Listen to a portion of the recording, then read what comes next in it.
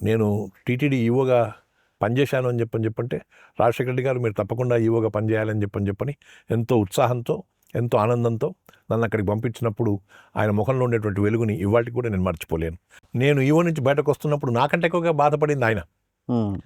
ఉదయం పూట 5 గంటల ప్రాంతంలో మొట్టమొదటిగా ఆ మాట చెప్పి బహుశా నీకు ట్రాన్స్ఫర్ వస్తుందేమో రమణ అని అన్నప్పుడు నిజమా సార్ అన్నాను, అంతే, అంతకంటే ఎక్కువ ఏమనలేదు.